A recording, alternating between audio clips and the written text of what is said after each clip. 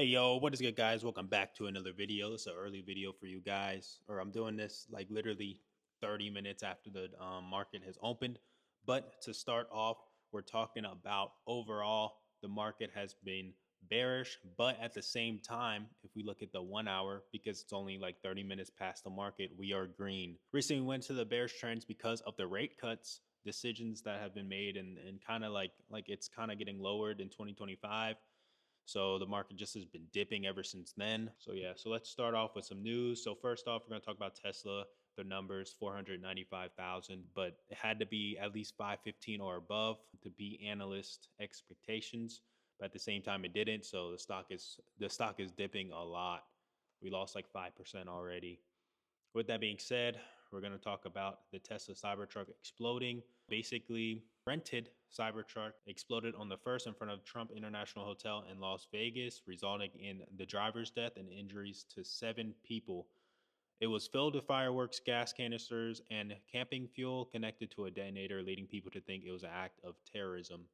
So with that being said, this wouldn't really look too bad on Tesla itself because they thought at first it was like something with the Cybertruck, but with all that being inside the Cybertruck, it's not anything to do with Tesla. Kind of just wanted to point this out to you guys. Another thing is that Tesla has gotten a sell rating. After we seen the rate cut decision, the market was overall been down. One of the biggest stocks you've seen go down was Tesla. But with that being said, we do got UBS keeping their sell rating and their price target of 226.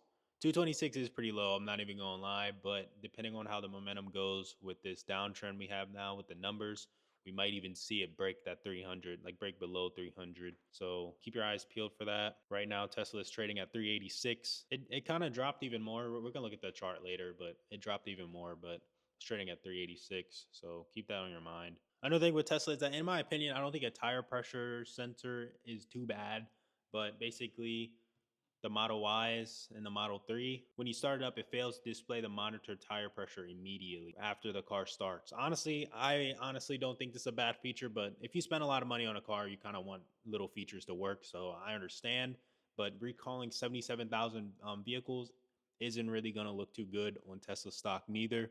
So just keep this on your mind. They intend to do it. I don't know when they're going to do it, but this is just one thing you want to keep on your mind because just this little number right here can make the stock look bad, honestly, even though it's just a tire sensor, basically. Another thing that we want to talk about is Russia and the Ukraine and 5 decade of gas transit.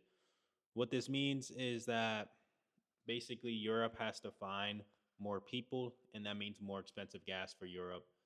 And with that being said, they only say that it accounts for just 5% of it, but 5% is a major deal. And with gas prices in Europe already pretty high, this isn't really that good. But the last thing I want to talk about is oil climbs because the stockpiles is in focus. But with that being said, it says that the stockpile is getting lower in the US, which means that oil prices are just going up higher. So just keep this in mind when you're getting gas and just in mind for the oil prices in general if you're trading oil. So we might be seeing a surge in oil for a little bit. And yeah.